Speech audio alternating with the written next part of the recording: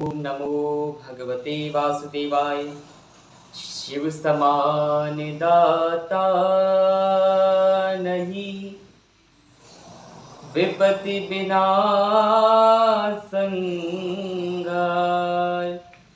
लज्जा सबकी राखियो, नंदी के असवार। आप सभी भक्तों को श्रावण माह के दूसरे सोमवार की बहुत बहुत शुभकामनाएं, बहुत बहुत अभिनंदन। आज जो ये सोमवार है ये बहुत ही दिव्य है। क्यों दिव्य है मैं आपको बताता हूँ। मेरे प्यारे भक्तों, आज श्रावण माह की कामिका एकादशी भी है और श्रावण माह का दूसरा सोमवार भी है। ये विशेष 2 दिन पड़ा है और 2 दिन का व्रत एक ही दिन पड़ा है। मतलब आपको 2 दिन व्रत नहीं करना पड़ेगा। एक दिन व्रत करके आपको दो व्रतों का फल प्राप्त हो जाएगा। और दोनों व्रत कैसे हैं? एक शिव जी का व्रत है तो एक नारायण भगवान का व्रत है। शिव प्रसन्न कब होते हैं? जब हम नारायण की भक्ति करते हो। नारायण कब प्रसन्न होते हैं? जब शिव की भक्ति करते हैं। आज हम दोनों प्रभु को एक साथ प्रसन्न कर सकते हैं। ये प्रभु की कृपा और ये बहुत समय बाद ऐसा योग बना है। तो आज इस दिव्य दिन पर, आज इस दिव्य समय पर हम सभी एक भगवान शिव की एक बहुत ही पौराणिक कथा मैं आपको सुनाता हूँ और बहुत ही अच्छी कथा है। आप लोग सुनिएगा तो आपका हृदय प्रफुल्लित हो जाएगा। और मेरे प्यारे भक्तों, आज आपको थोड़ा सा शोर भी आ रहा होगा पास से, तो उसके लिए देखिए इधर क्षमा प्रार्थी है, क्योंकि हमारे 1-2 घर छोड़ के वहां पर कुछ काम चल रहा है, तो जिस वजह से वो आवाज आ रही है। पर कोई नहीं, भगवान की कथा है, कथा होकर रहेगी। और आप लोग अगर जरूरत हो तो आप लोग बीट लगा लीजिए जिससे आपको अच्छे से सुनाई दे।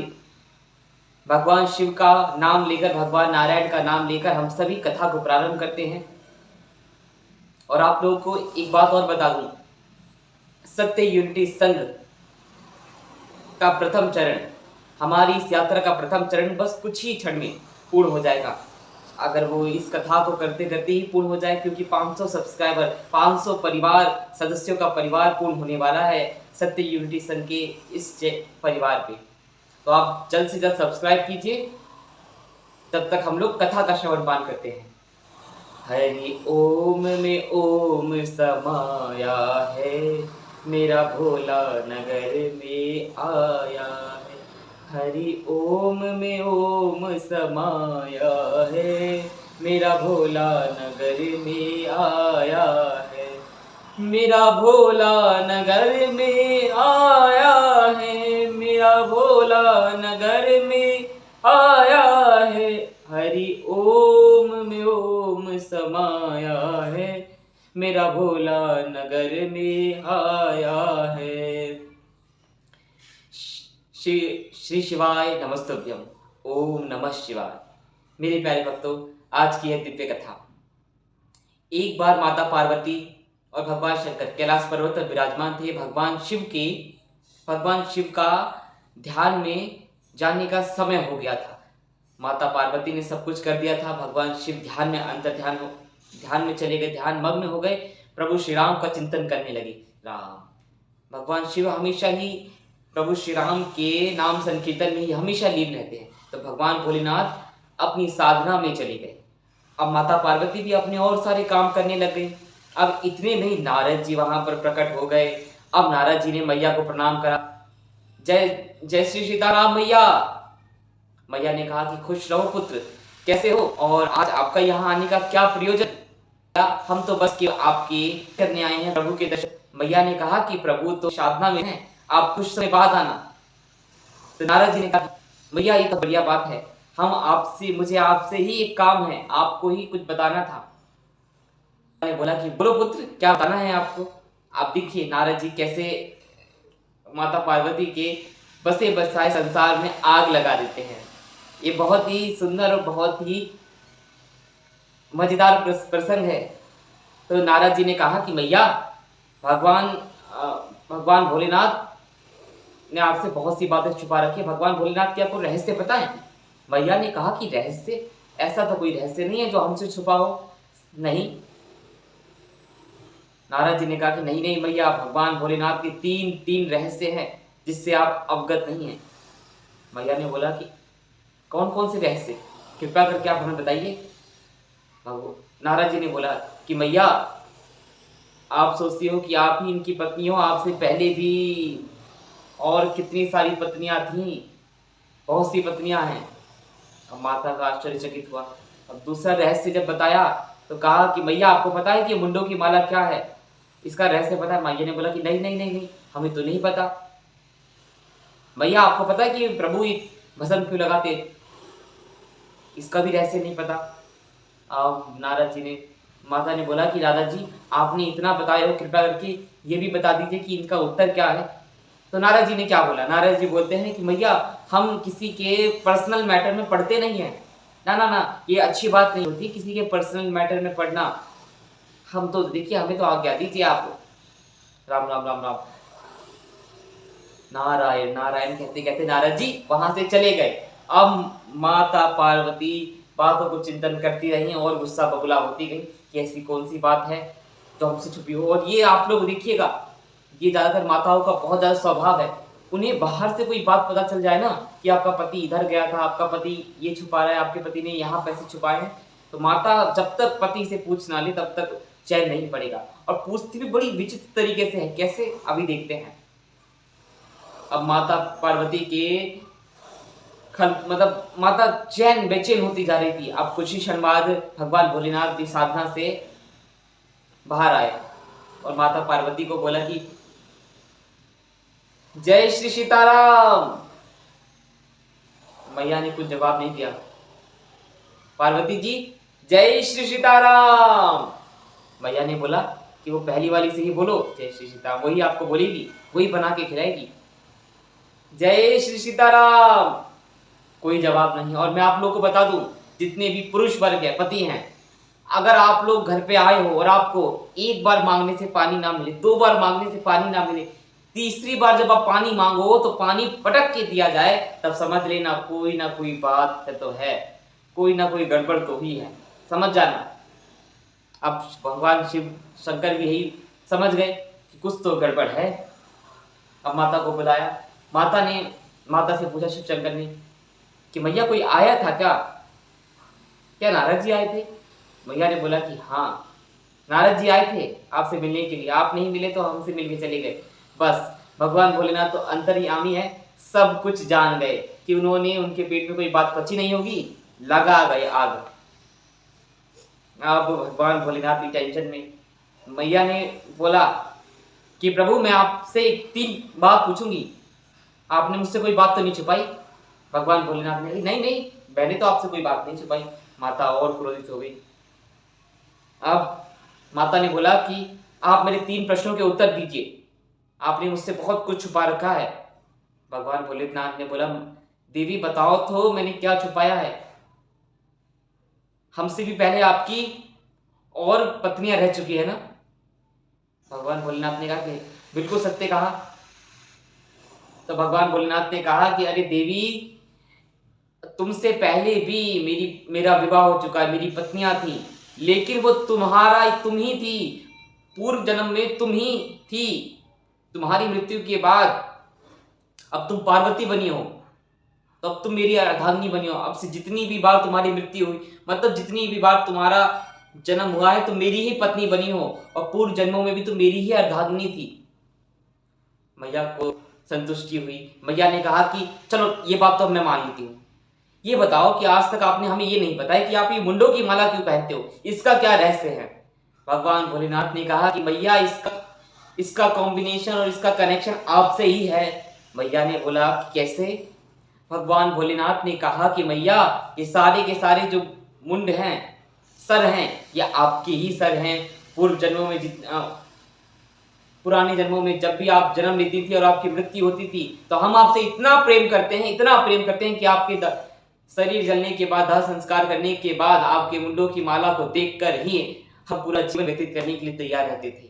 तो ये मुंडों की माला, आपके जितनी भी जन्म हुए हैं, वो सब की मुंडी, अब सब आपके ही सिर हैं। मैया संतुष्ट हुई। मैया ने कहा कि चलो, ये भी मैं मानती हूँ, पर एक बात बताइए कि आप ये भस्म क्यों लगाती हो? भगवान भोलेनाथ ने मुस्कुराते हुए कहा कि मैया, देवी, ये भस्म का तो इतना विशेष रहस्य है कि आप भी जान जाओगी तो आप भी लगाना प्रारंभ कर दोगी। अगर हिम्मत है तो सुनना। मैया ने कहा कि मैं तो सुनने के लिए तैयार हूं, आप बताओ आज तक आपने बताया क्यों नहीं। भगवान शिव शंकर बोले कि देवी मैं बता रहा हूं, थोड़ा शांति रखिए, शांति रखिए।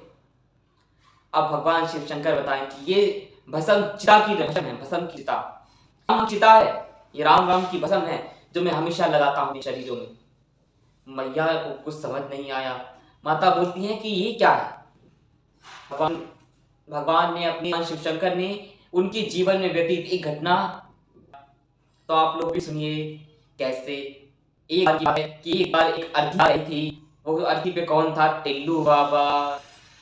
अब टिल्लू बाबा बहुत प्रसिद्ध था। एक दिन वो टपक गए, अर्थी को सब गांव वाले ले जा रहे थे तो सब लोग एक ही बात बोले थे, राम नाम सत्य है, राम नाम सत्य है, राम नाम सत्य है, राम नाम सत्य है, राम नाम सत्य है। वही बोल रहे थे कि राम ही नाम सत्य है। हमारा तो हृदय एकदम प्रफुल्लित हो गया कि अरे वाह, ये लोग भगवान का कीर्तन कर रहे हैं, भगवान का भजन कर रहे हैं, राम नाम सत्य बोल रहे हैं कि भगवान राम का नाम ही सत्य है।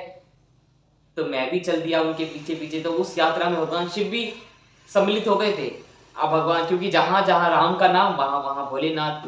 अब भोलेनाथ वहां पहुंचे। उसके बाद शमशान घाट जब पहुंचे, शमशान घाट पहुंचते ही सबके मन बदल गए, सबके चेहरे बदल गए, सबके स्वभाव बदल गए। कोई ना कहे राम नाम सत्य है, सब कहने लगे अरे भैया ये कब मरे थे। तो कोई दूसरा बोल रहा है कि अरे छोटू ये कब मर गए थे। अरे पिताजी हमें पता ही नहीं था, ये तो मर गए थे, एक लड़के ने आके बताया कि टिल्लू बाबा अब गोविंदाय नमो नमः हो गए। अब एक बात बोल रहे हैं कि इन्हें आज ही मरना था क्या, संडे को मरते, हमारा इतना इंपॉर्टेंट काम छूट गया, जल्दी जल्दी इनको फटाफट करो और हम लोग निकलते हैं फटाफट।